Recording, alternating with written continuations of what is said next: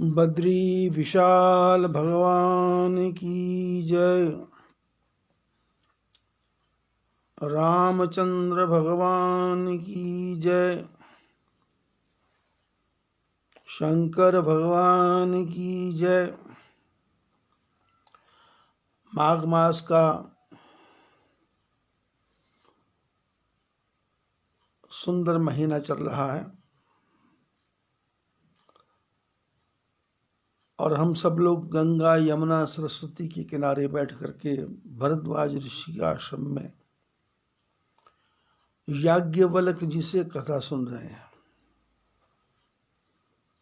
श्रोता वक्ता ज्ञान निधि, श्रोता भी ज्ञानी वक्ता भी ज्ञानी। राम जी की कथा गूढ़ है और इस कथा को समझने के लिए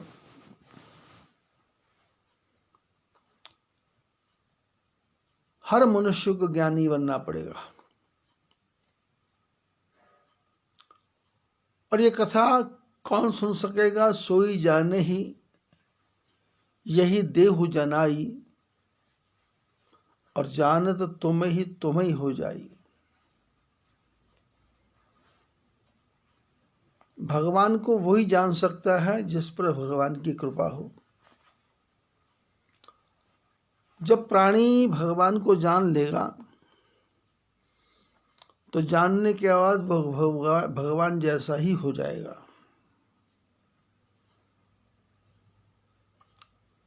किसी भक्त ने बड़े सुंदर ढंग से कहा कि मुझ में तुझ में बस भेद यही, मैं नर हूं तुम नारायण हो।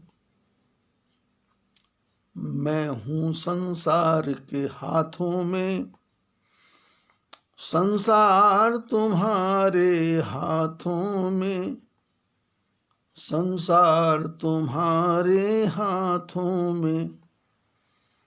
अब सौंप दिया इस जीवन का, सब भार तुम्हारे हाथों में, सब भार तुम्हारे हाथों में।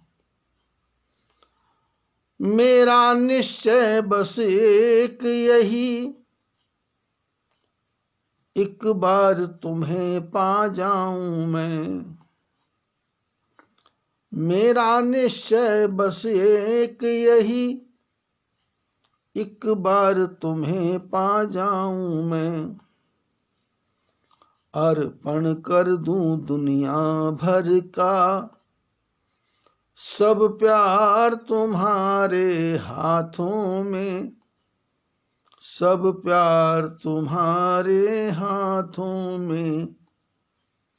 है जीत तुम्हारे हाथों में, और हार तुम्हारे हाथों में, और हार तुम्हारे हाथों में। मनु शत्रुपा तपस्या कर रहे हैं और भगवान का जो स्वरूप प्रकट हुआ वो क्या है? नील सरोरुह नीलमणि। नील नील धर श्याम, लाजहि तन शोभा निरखी, कोटि कोटि स्तकाम। भगवान के शरीर की शोभा कैसी है? नीलमणि के समान। ज्योतिष शास्त्र में वर्णन आता है कि यदि किसी के जीवन में शनि का ढैया या साढ़सती आ जाए, 7.5 वर्ष का संकट आ जाए, तो उसको नीलमणि धारण करनी चाहिए। ऐसा ज्योतिष शास्त्र में वर्णन है, लेकिन कोई ये गारंटी नहीं है कि नीलमणि धारण करने से जीवन में परिवर्तन आ जाएगा। तो महापुरुषों ने कहा नीलमणि को धारण मत करो। वो नीलमणि जो भगवान राघवेंद्र सरकार है उनको धारण करो। भगवान राम क्या है? नीलमणि। नीलम को धारण मत करो, नीलम को हृदय में धारण, अंगूठी में धारण करोगे।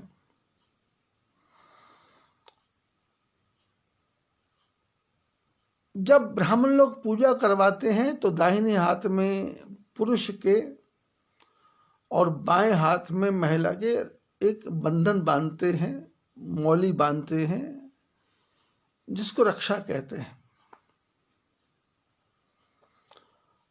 और जो ज्योतिष शास्त्र को जानने वाले हैं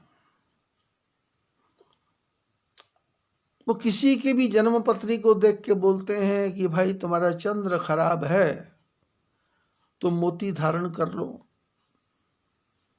तुम्हारा मंगल खराब है तो मूंगा धारण कर लो, तुम्हारा शनि खराब है तो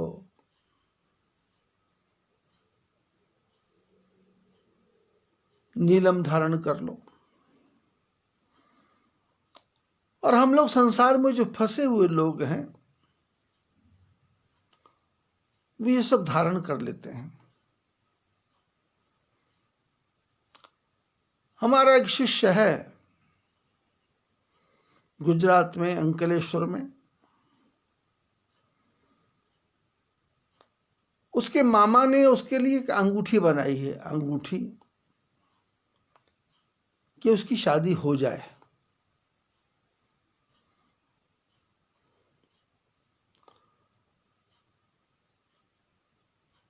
और वो 3 शादी कर चुका है, चौथी शादी भी कर चुका है। अब शादी का अर्थ ये नहीं हुई फेरे लेना होता है, 1 2 3 चौथी लड़की के साथ संबंध चल रहा है और मामा जी अंगूठियां बना रहे हैं। अरे अंगूठी मत बनाओ, उसके गले पे अंगूठा रख करके उससे पूछो कि इतनी लड़कियों से संबंध कर रहा है, विवाह क्यों नहीं कर रहा। अंगूठी से विवाह नहीं होगा। और दूसरा, जब हम अंगूठी धारण करते हैं हाथ में तो आप लोग बुरा नहीं मानना, हम लोग जब प्रातःकाल शौच जाते हैं और शौच जाने के बाद में भारत में एक नियम है कि बाएं हाथ से शौच को साफ करते हैं। वैसे विदेशों में जहां बर्फ पड़ती है वहां तो पानी लगाते ही नहीं है, टिश्यू पेपर आता है उसी से ही लैट्रिन साफ कर लेते हैं, हाथ लगाते नहीं। पर हमारे भारत में बाएं हाथ से ही नियम है कि शौच साफ करना, क्योंकि दाहिने हाथ से लोग लिखते हैं, भोजन करते हैं, आहुति देते हैं, पूजा करते हैं, पाठ करते हैं, यज्ञ में समिधा आहुति डालते हैं, घी डालते हैं। शौच बाएं से, पुण्य कार्य दाएं से। परंतु शौच जाने के बाद मिट्टी से हाथ धोएं या साबुन से हाथ धोएं, तब जब हम साबुन लगाते हैं तो साबुन की झाग को अपने हाथ में लगाते हैं, तो वो जो हाथों में अंगूठियां पहनी है तो शौच वाला टट्टी वाला हाथ उन अंगूठियों पर लगता होगा या नहीं, आप ही विचार करो। हाथ में जो रक्षा सूत्र बांधा है आपने, मौली बांधी है, वहां तक सफाई करनी पड़ती है हाथ की। और आजकल तो एक नया सिस्टम चला सैनिटाइज, कि शराब से बना वो लिक्विड है, स्नान करने के बाद में, पूजा करने के बाद में, पाठ करने के बाद में, बाहर जाने के बाद में, घर आकर के वो शराब वाला पानी हाथ में डालो और मौली तक लगाओ और अंगूठियों तक लगाओ। तो जो अंगूठी हमने पहनी है वो परमात्मा की है, भगवान की है, देवताओं की है, या बुध मंगल शुक्र शनि रवि शनि राहु केतव सर्वे ग्रहा शांति करा भवन्तु।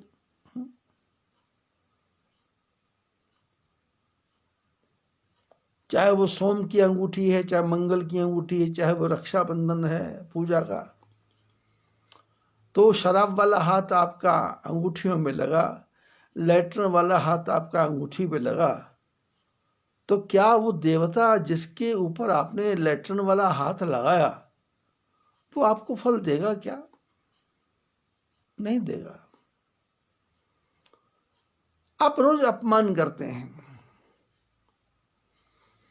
सनातन धर्म में यज्ञोपवीत पहनना एक क्रिया है। हर हिंदू यज्ञोपवीत पहनता है, सनातनी यज्ञोपवीत पहनता है। और यज्ञोपवीत क्या है? ये ब्रह्मा जी का धागा है।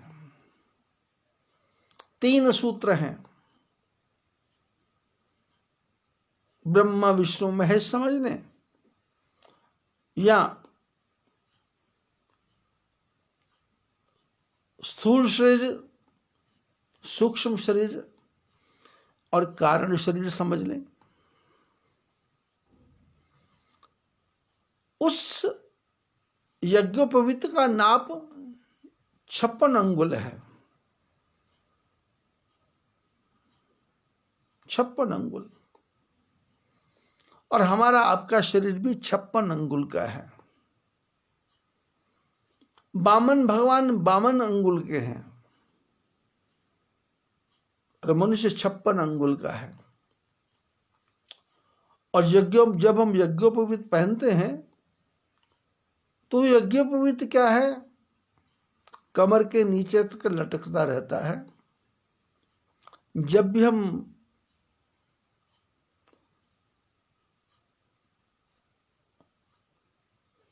पेशाब करने जाते हैं या लैट्रिन करने जाते हैं तो नियम है कि उसको कान के ऊपर लपेट लेते हैं कि यज्ञोपवीत वो कमर से ऊपर हो जाए, नाभि से भी ऊपर हो जाए। इसका क्या अर्थ है? इसका अर्थ यह है कि जब हम शौच जाते हैं तो उस यज्ञोपवीत में शौच वाला हाथ नहीं लगना चाहिए। पेशाब जाने के बाद में हम हाथों को धोते हैं और फिर यज्ञोपवीत को नीचे करते हैं, और शौच जाने के बाद भी हाथ धोते हैं, यज्ञोपवीत को नीचे करते हैं। इसका अर्थ क्या है कि जो यज्ञोपवीत हमने शरीर पे पहना है तो उसको गंदा हाथ नहीं लगना चाहिए।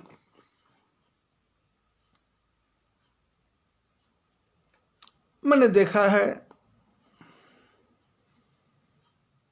हमारे सनातन धर्म को मानने वाली महिलाएं, पुरुष गले में कंठी पहनती हैं, तुलसी माला पहनते हैं, रुद्राक्ष की माला पहनते हैं, और उसमें अलग अलग प्रकार की भ्रांतियां हैं कि तुलसी की माला या रुद्राक्ष की माला पहनेंगे तो भूत प्रेत पिशाच नहीं आएगा, या रुद्राक्ष की माला पहनेंगे तो ब्लड प्रेशर ठीक हो जाएगा। लेकिन मैंने अक्सर ज्यादा वही लोग ब्लड प्रेशर से परेशान देखे जो ज्यादा रुद्राक्ष की माला पहनते हैं। अब कई लोग तो रुद्राक्ष की माला की पहनने के बाद भी सो जाते हैं। कई लोग रुद्राक्ष की माला पहनते पहनते ही विषय भोग करते हैं।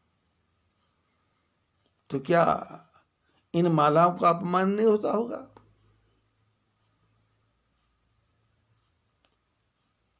इसलिए जो बड़े बड़े महापुरुष हैं वो इन बाहरी आडंबरों की तरफ ध्यान नहीं देते। आडंबर बोलते इसको। अंगूठी को पहनना नहीं, पूजा हो गई, रक्षा बांधी, पूजा होने के तुरंत बाद उस रक्षा को खोल करके एक तरफ रख देना चाहिए, जमीन में गाड़ देना चाहिए। नदी में बहाने की आवश्यकता नहीं है, जमीन में किसी पेड़ की जड़ में गाड़ देना चाहिए।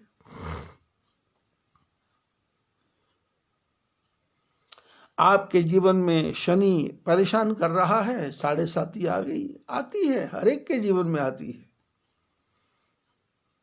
2.5 साल का शनि आता है, कभी वो सिर पे आता है, कभी वो कमर पे आता है, कभी वो पैरों पे आता है। कभी आता है तो दुख देता है और जाते जाते भी दुख देता है। वो शनि इस साल आ गया, अब 1 महीना बाकी है। 1 महीना और ये कोरोना परेशान करेगा। शनि का रोना का रोना, शनि का रोना, जो भी कर रहा है शनि का रोना, शनि का रोना। मेरे जीवन के 67 साल निकल गए। आज से 50 साल पहले मैंने कहीं भी शनि के मंदिर नहीं देखे थे। हाँ, जब नासिक की तरफ जाते थे तो शनि शिंगणापुर एक धाम था, लेकिन आजकल तो हर शहर के दरवाजे पे शनि का मंदिर बना है। और जो परम वैष्णव हैं, राम जी के परम भक्त हैं, जिनका सिद्धांत ही है निम्बार्क धर्म को मानने वाले, ऐसे जो वैष्णव महात्मा थे जिन्होंने विवाह कर लिया पैसा कमाने के लिए, उन्होंने भी शनि के मंदिर बना दिए।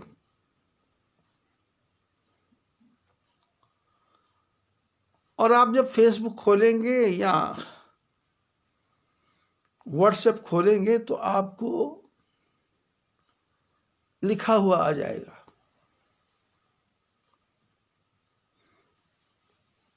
चार सांप इकट्ठे का हो गया, फोटो खींचा तो फिर लिखा आएगा इसको 1000 को भेजो। फिर वो मुसलमान साईं बाबा उसकी फोटो को भेज देंगे, 1000 जगह भेजो। जब पोस्ट कार्ड चला करता था उस समय पोस्ट में लोगों ने एक वो धंधा चला लिया था कि सांप का दर्शन हुआ मंदिर के अंदर और पुजारी ने सांप को देखा, सांप ने मनुष्य का रूप बना लिया और मनुष्य का कहा कि ब्राह्मण देवता मेरा अवतार होने वाला है, तुम 1000 कार्ड छापो और 1000 कार्ड अपने मित्रों को भेजो और उस पर लिखो कि जो 100 कार्ड छाप के भेजेगा, 1000 छाप के भेजेगा तो उसके जीवन में कलियुग भगवान कृपा करेंगे। यदि आप नहीं भेजेंगे तो आपका पुत्र मर जाएगा, आपकी बेटी मर जाएगी, आपकी पत्नी मर जाएगी, आपका पति मर जाएगा। तो जो बेचारा कार्ड देखता था वो 1000 कार्ड छापता था और खूब धंधा चला, पोस्ट ऑफिस वालों का खूब धंधा चला, प्रेस वालों का। मेरे पास भी कार्ड आता था, मैं कार्ड फाड़ के फेंक दिया करता था। आजकल व्हाट्सएप पे आता है, 10 को भेजो, 100 को भेजो, 50 को भेजो। अरे क्या रखा है इसमें भाई, क्यों बरगला रहे हो? हरिद्वार में मेरा आश्रम है, उसके पड़ोस में शनि मंदिर बना है। उसके जो आचार्य हैं, मालिक हैं, वो निम्बार्क पीठ को मानने वाले हैं, तोताद्री मठ को मानने वाले हैं, परम वैष्णव। शनि भगवान के मंदिर में तेल चढ़ रहा है, वो इकट्ठा हो रहा है, वो दुकान में बिक रहा है। तिल चढ़ रहे काले, वो बाजार में बिक रहे हैं। और जो वो परम वैष्णव है परिवार, वो शाम को शराब पीता है, शराब का सेवन करता है। देख करके गिलानी होती है। इन सब बातों के पीछे पड़ना नहीं, इन सब बातों को देखना नहीं, इन बातों की तरफ जाना नहीं। हाथ में रक्षाबंधन एक दिन से ज्यादा नहीं रहना चाहिए, और अंगूठी तो हाथ में पहनना ही नहीं चाहिए, और गले में भी ये माला वाला है, इसको पहनने की कोई आवश्यकता नहीं है। माला तो मन के अंदर, मन के तंबूरे में सांसों के तार बोले, जय सिया राम, जय जय सिया राम। मन तंबूरा तार मन, मन को तंबूरा बना लो, तंबूरा। क्योंकि मन को जब तक तंबूरा नहीं बनाओगे, ये मन आपका तंबूरा बना देगा। इस मन को गांठ लो, इस मन को बांध लो, इस मन को एक जगह पर स्थिर कर दो।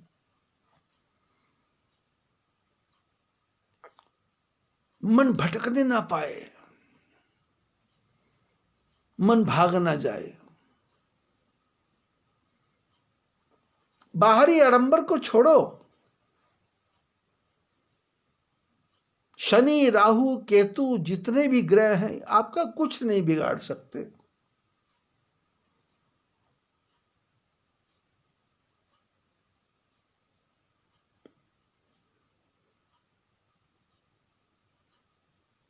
गेहूं पीसने की चक्की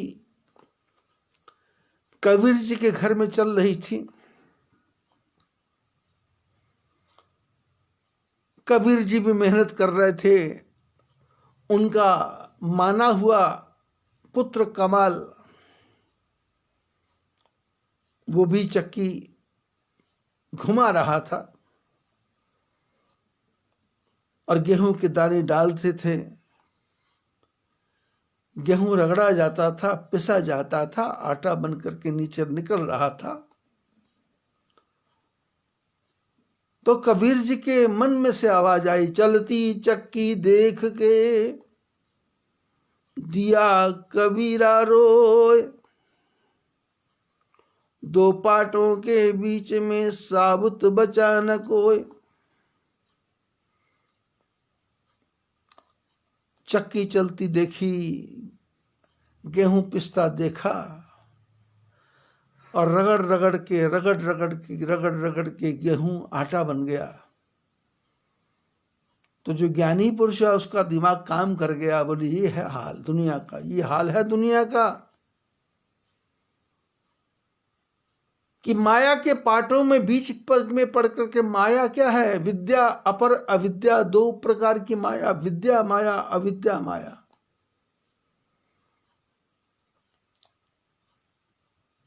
आदमी को समझ ही नहीं आता है मैं इधर जाऊं या इधर जाऊं, या कि दुनिया के झंझट में मर जाऊं।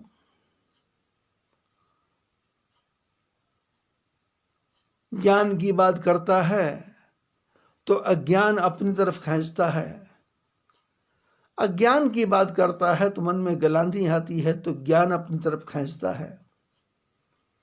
और ज्ञान अज्ञान की चक्की में ये जीव पिस रहा है, और धीरे धीरे इसका आटा बनता जा रहा है। बारीक बारीक बारीक, इतना बारीक हो जाता है कि मौत की सुई के अंदर से ये निकल जाता है। और आत्मा कहाँ जाती है? किसी कवि ने कहा ना जाने चले जाते हैं कहाँ, दुनिया में जाने वाले जाने कहाँ चले जाते हैं कहाँ। पता नहीं ये जीवात्मा कौन सी सुई से निकलता है। हजारों आदमी सामने बैठे हैं और जीवात्मा निकल जाती है, किधर जाती है, कौन सी खिड़की से निकलती है? सारे दरवाजे बंद हैं, सारी खिड़कियां बंद हैं, चारों तरफ लोगों का पहरा है। डॉक्टर बैठे हैं, नौकर बैठे हैं, सिपाही बैठे हैं, प्रशासन बैठा है, पर जीवात्मा तो निकल जाता है, छलांग मार जाता है, जंप मार जाता है और निकलता कहाँ से पता ही नहीं चलता। आंख से निकला कि नाक से, मुंह से निकला कि शौच से। शरीर में कितने कितने रोम है, पता नहीं किस रोम से निकल जाता है। इसलिए संतों ने कहा ये रोम जो है ना, ये रोम को रोम मत रहने दो, इस रोम को, इसके रोम रोम में राम लिख दो। राम, रोम रोम में राम है तेरे, वो तुझसे कोई दूर नहीं। रोम रोम में राम, रोम रोम में राम। और जीव, राम नाम मणिदीप धर जी दे हरिद्वार, तुलसी भीतर बाहर रहूं जो चाहसी उजियार। बोले मुंह खुलता है तो इसकी ये देहली पे राम नाम की दीपक जला दो,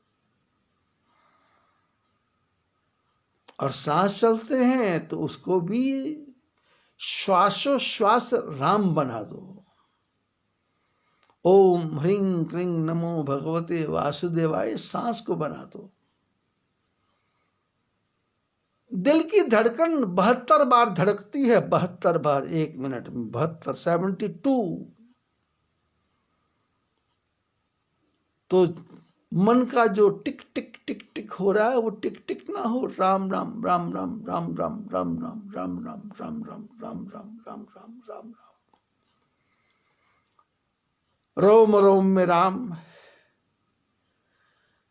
और जीव की देहरी पर भी राम,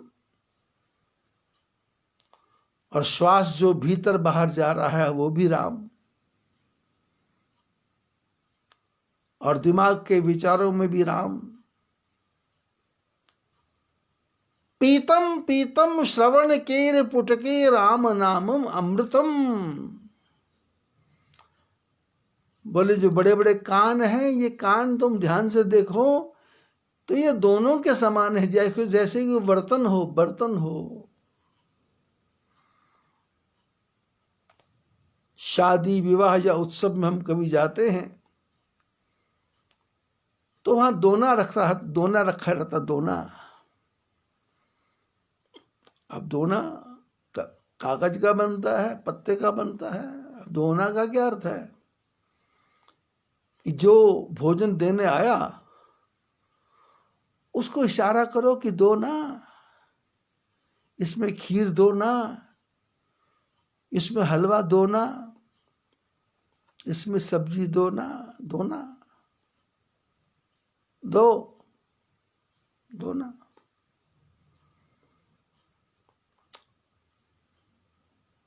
गर्मी का मौसम हो और रायता बना हुआ हो और उसमें दूधी लौकी, या पंजाब में उसको डानी बोलते हैं, या खीरा, उसको कद्दूकस कर करके उस दही में डाला हुआ हो, तो फिर दोने में भर करके उस खीर को, रायते को, या सब्जी को, या जो भी मिष्ठान्न है उसको लेके हम खाते हैं। तो शास्त्रों ने कहा पीतम पीतम श्रवण केर पुटके, पियो पियो। क्या पियो? कान के बर्तनों से, 2 कान के बर्तनों से, दोना से, कान रूपी दोना से पियो पियो। श्रवण केर पुटके, पियो राम नामम अमृतम। कान से पियो राम नाम का अमृत, कान से राम का अमृत पीना है। जीभ पर राम नाम का दीपक जलाना है। सांसों को राम के साथ जोड़ना है। मन की धड़कन के साथ राम राम होना चाहिए। और शरीर के जितने भी रोम हैं वहां पर राम को खड़ा कर देना है। और आंख खुले तो राम का दर्शन, आंख बंद हो तो राम का दर्शन।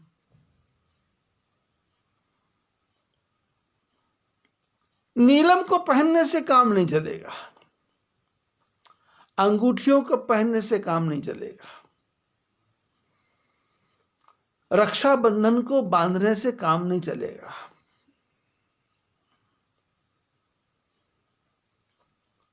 काम चलेगा तो नील सरोरुह नीलमणि नील नीलधर श्याम, वो जो नीलमणि के समान भगवान राघवेंद्र सरकार हैं, उनको अपने मन के मंदिर में बिठा लेना है। कोई ग्रह कुछ नहीं करेगा। अभी क्या हो रहा है, घर में पुत्र पैदा हुआ, बेटा पैदा हुआ। हमारे सनातन धर्म में एक आर्य समाज है, वो मंत्र पढ़ते हैं, विश्वानि देव सवितर दूरितानि पराशुभ यद्भद्रम तन्न आशुभ, ऐसा मंत्र पढ़ते हैं। ओम भूर्भुवः स्वः तत्सवितुर्वरेण्यं भर्गो देवस्य धीमहि धियो यो नः प्रचोदयात् स्वाहा इदं न मम, ऐसा बोलते हैं। यज्ञ करते हैं। उनके यज्ञ करने को देखेंगे तो कैसा पवित्र तरीका है। समिधा को लेना है और कपूर में अग्नि प्रकट करना है और उसके ऊपर, समिधा के ऊपर एक धागा बांध देना है। वो मौली हो या रुई हो, उसको घी में कपूर में डुबो करके उससे अग्नि में जलाना है और उसको रख देना है। फिर 3 समुद्र डालो घी लगा के, फिर 3 समुद्र डालो घी लगा के, फिर 3 समुद्र डालो घी लगा के, अग्नि प्रज्वलित हो गई। सनातन धर्म में पहले लकड़ियों का ढेर लगा दो और विश्वानि देव सवितर दुरितानि पराशुभ यद्भद्रम तन्न आशुभ, मंत्र शुरू हो गया। मंगलम भगवान विष्णु मंगलम गरुड़ध्वजा मंगलम पुंडरीकाक्ष मंगलाय तनोहरि सर्वमंगल मांगल्ये शिवे सर्वार्थ साधके शरण्ये त्र्यंबके गौरी नारायणी नमस्तुते। शुरू हो गया। कुंड में समिधा भर दी, माचिस लेकर के वो जला रहा है, कपूर डाल के जला रहा है। कुछ नहीं पता किसी को भी, कोई सिद्धांत नहीं है, कोई नियम नहीं है। शास्त्रों में भरा हुआ है, यज्ञ करने का सिद्धांत अलग है, पंच अग्नि यज्ञ अलग है, त्रिकाल संध्या अलग है।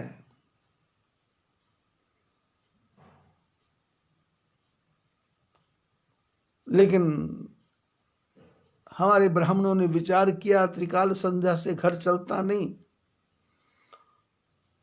तो फिर लोगों को उल्टा उल्टा शिक्षा दो। तुम्हारा शनि खराब है, तुम्हारा राहु खराब है, तुम्हारा केतु खराब है, और अपना खराब है इसको पता ही नहीं है।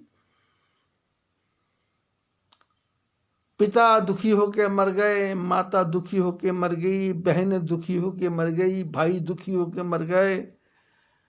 तुम्हारा कोई मंत्र, तुम्हारा कोई तंत्र, तुम्हारा कोई यंत्र उन पे चला नहीं, तो तुम दूसरों को मूर्ख क्यों बना रहे हो भाई। ये शनि की अंगूठी पहन लो, राहु की अंगूठी पहन लो, अनर्थ मत करो, पाप मत करो। आपको पहनना है अंगूठी पहनो, पर मन में नील सरोरुह नीलमणि नील नीलधर श्याम लाजे ही तन शोभा निरखी। भगवान को अपने पिता मानो, माता मानो, मानो नहीं, मन में बिठा लो। मेरा कुछ भी बिगड़ने वाला नहीं है, मेरे साथ भगवान खड़े हैं, मेरे साथ परमात्मा खड़े हैं, मेरे साथ नारायण खड़े हैं। मैं भगवान के साथ में हूं, भगवान मेरे साथ है, मैं भगवान का, भगवान मेरे। परमात्मा कैसे? नील, आकाश नीला है। बहुत बड़ा झील हो और उसके किनारे आप जाके बैठ जाएं तो आपको झील नीली दिखाई देगी, नीली। ज्यादा देखना हो तो सिक्किम में चले जाएं, वहां विशाल झील है। ज्यादा देखना हो तो मानसरोवर चले जाएं, विशाल झील है। ज्यादा देखना हो तो बद्रीनाथ के पास में लक्ष्मण मंदिर है, लोकपाल मंदिर, विशाल झील है, नीली। भगवान नीले, भगवान का आकाश नीला, भगवान की झीलें नीली, भगवान की नदियां भी नीली। आप कहीं कहीं प्रयागराज में जाएंगे, चाहे वो देवप्रयाग हो, रुद्रप्रयाग हो, कर्ण प्रयाग हो, सोनप्रयाग हो, विष्णु प्रयाग हो, तो यहां दो नदियां मिलती हैं तो आप देखेंगे एक नदी नीली है, एक नदी सफेद है, और दोनों नदियां मिलकर के आगे जाके फिर नीली हो जाती हैं। ये नदियां भी चाहती हैं कि परमात्मा नीलमणि है तो हम भी नीलमणि के समान ही रहेंगी।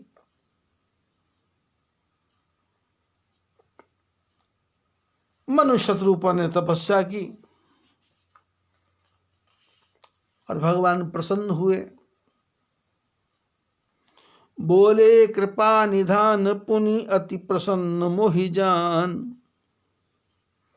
मांगो वर जोई भाव मन महादानी अनुमान।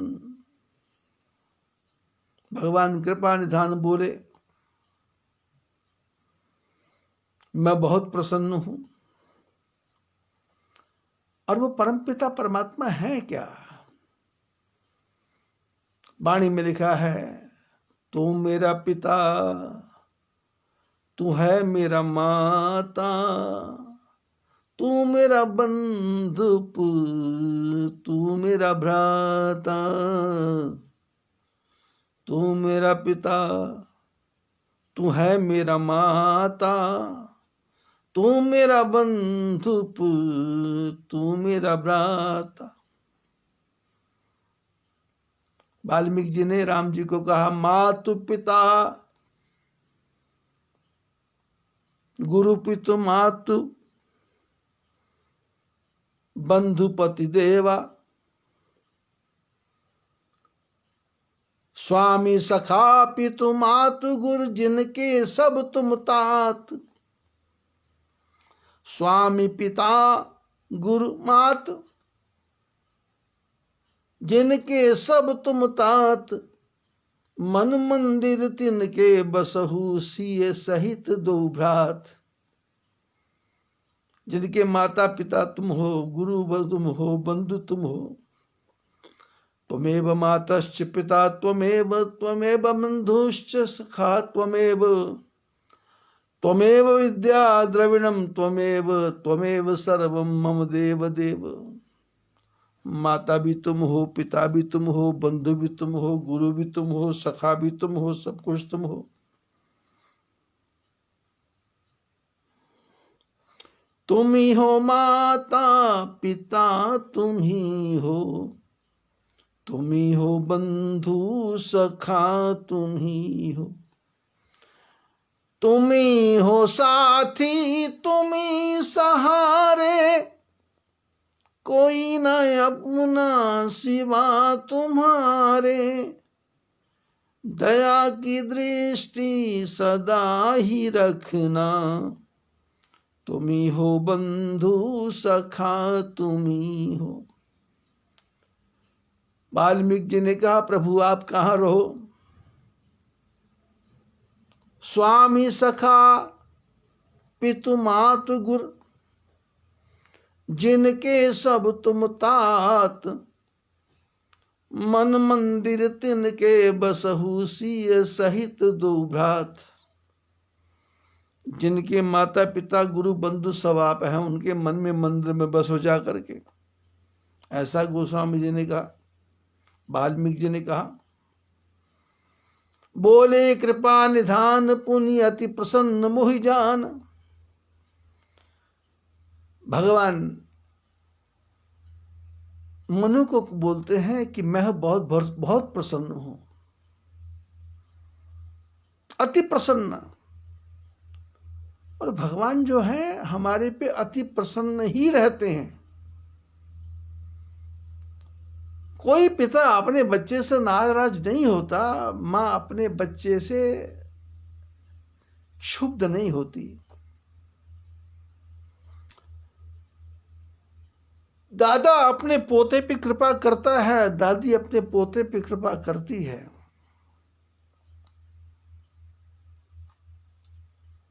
मेरे को तो सुन के आश्चर्य लगा। बोले कृपा निधान पुण्य अति प्रसन्न मोहि जान। मैं अति प्रसन्न हूं। अति प्रसन्न क्यों हो भाई?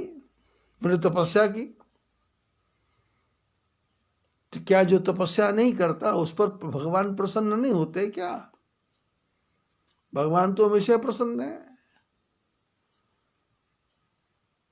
जो बकरे को काटने वाला कसाई है, भगवान उस पर प्रसन्न नहीं होते क्या? उसको भी सांस भेजते हैं, उसकी भी रोटी पचाते हैं। जो दूसरे की हत्या कर देता है, क्या उस पर भगवान प्रसन्न नहीं होते क्या?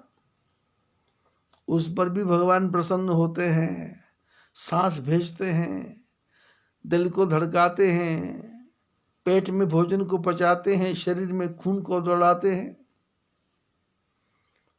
जो दूसरे के पैसे को हड़प जाता है, जो दूसरे के धन के प्रति बुरी दृष्टि रखता है, क्या उस पर भगवान अति प्रसन्न नहीं है? वो तो प्रसन्न ही है। लेकिन अंतर यह है कि चोर का मन अंदर से दुखी है कि मैंने गलत किया, पापी का मन अंदर से दुखी है, मैंने गलत किया। दुष्ट आदमी का मन अंदर से दुखी है, मैंने गलत किया। पर जो भगवान का भक्त है वो कहता है मैंने ठीक किया, जो कुछ किया ठीक किया, बढ़िया किया।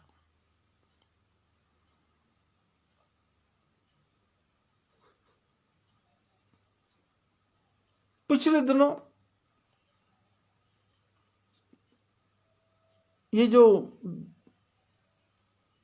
100 काल बीमारी आई, बीमारी कोई नहीं थी और बीमारी है भी नहीं। बिहार में इतने ज्यादा चुनाव हुए, कौन मुंह ढक रहा है?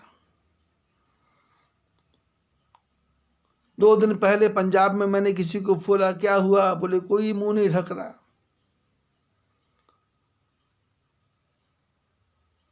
लाल किले पे लोगों ने हुड़दंग मचाया, अब शोर मचा करके चले गए, पर क्या बिगड़ा? कुछ नहीं बिगड़ता। किसी ने कहा तिरंगे का अपमान हो गया। अरे तिरंगा तो मन में बैठा, उसका क्या अपमान हो सकता है भाई? हाँ, जो ऊपर चढ़े थे अब वो 5 साल 10 साल तक जेल में सड़ेंगे और रगड़े जाएंगे, ठुकाई पिटाई होगी। जीवन का कीमती समय चला जाएगा। जिन पुलिस वालों के घाव लगे उनके घाव ठीक हो जाएंगे, कोई अंतर नहीं पड़ता। किसी तिरंगे का अपमान नहीं होता भाई।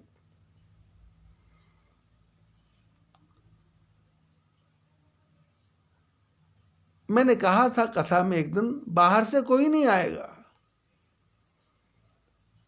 ये दिल्ली में लोग बैठे हुए हैं, दिल्ली में लोग बैठे हैं।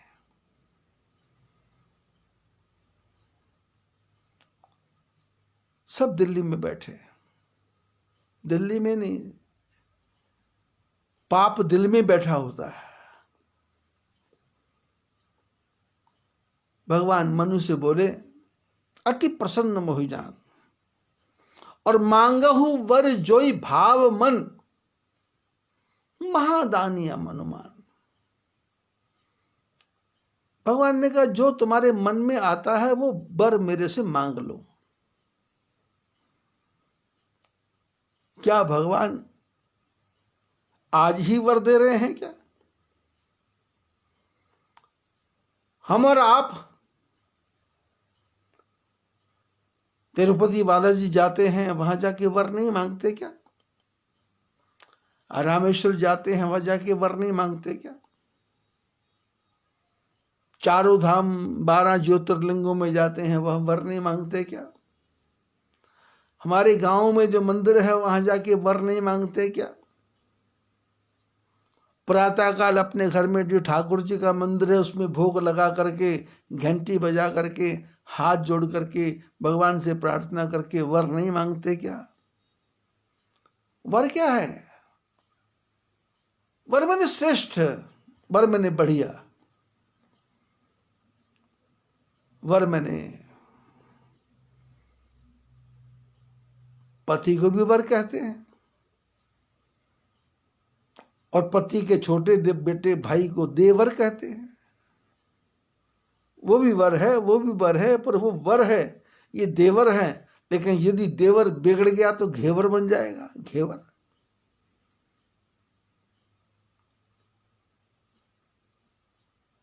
वर तो हम 24 घंटे ही मांग रहे हैं।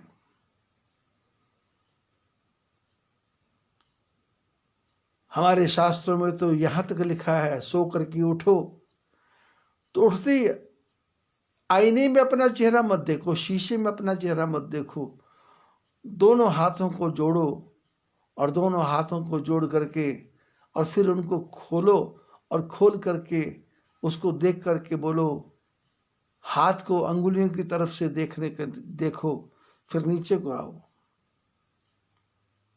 और जब देखो तो क्या देखो? कराग्रे वसते लक्ष्मी, हाथ की अंगुलियों के पास लक्ष्मी रहती है। हाथ के अंगुलियों में लक्ष्मी रहती है। जितनी मेहनत करेंगे, जितना हाथ चलाएंगे, उतनी लक्ष्मी आएगी। कराग्रे वसते लक्ष्मी, कर मध्य सरस्वती, हाथ में सरस्वती है। करमूले तु गोविंदम, प्रभाते कर दर्शनम, हाथ के मूल में गोविंद हैं, नारायण हैं, वासुदेव हैं, परमात्मा हैं। प्रातःकाल हाथ का दर्शन कर लो, और हाथ का दर्शन कर लिया, इसका क्या अर्थ हुआ? ये कोई प्रक्रिया नहीं है, ये तो एक प्रकार से परमात्मा को प्रातःकाल याद करने का तरीका है।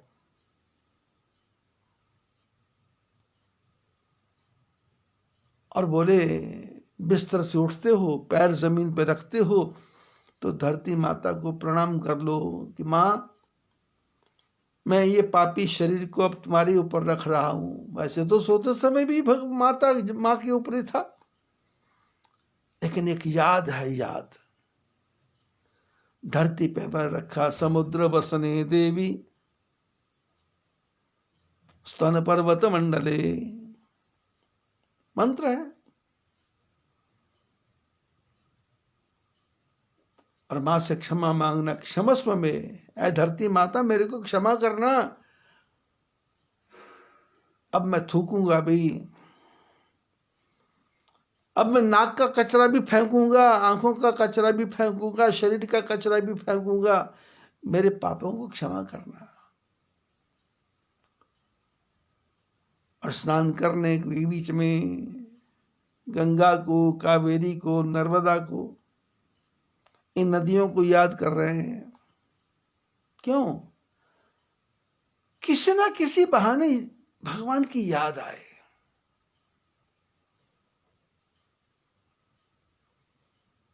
मैं बॉम्बे गया था, एक घर में बाथरूम के अंदर कागज में लिख करके मंत्र लिखे हुए थे, जो टोटी के पास लगे थे, उनको प्लास्टिक से चिपका दिया गया था। तो जब मैं गया तो मंत्र लिखे हैं, तो मैंने घर वाले से पूछा, ये मंत्र? बोले मंत्र याद नहीं है, इसलिए स्नान करते करते उनको देख करके याद कर लेते हैं।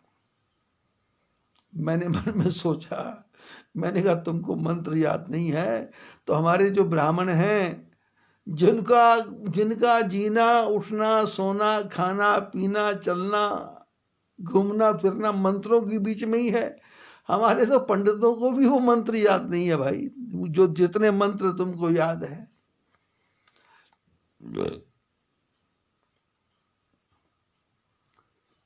महाराष्ट्र में जाएंगे, गुजरात में जाएंगे, दत्त बामणी सबको याद है। ज्ञानेश्वरी गीता सबको याद है।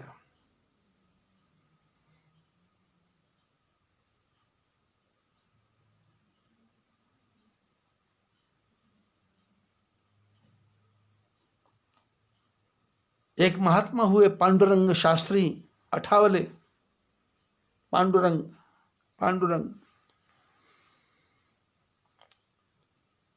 उन्होंने मच्छी मारने वालों को गीता पढ़ाई, कोली समाज को गीता पढ़ाई।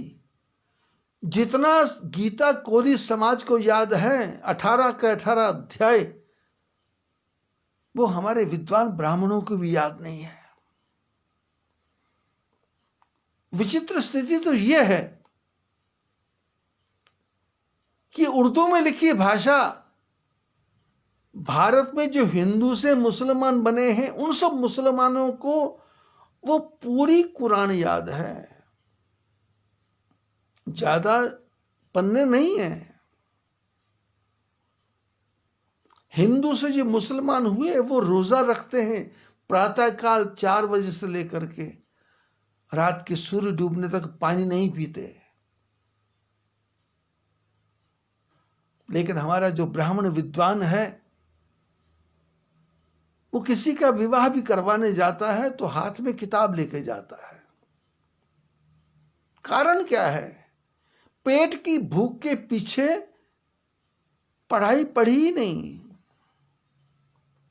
कोई भी पूजा करता है तो किताब सामने रख लेता है।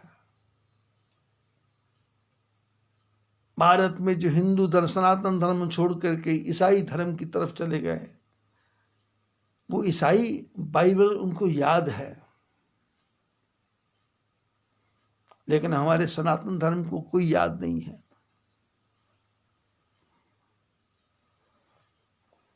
भगवान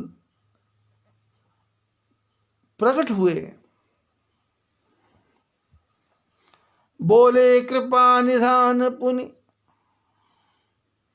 अति प्रसन्न मोहि जान, मांगो वर जोई भाव मन, महादानी अनुमान। मैं महादानी हूं, वर मांग लो।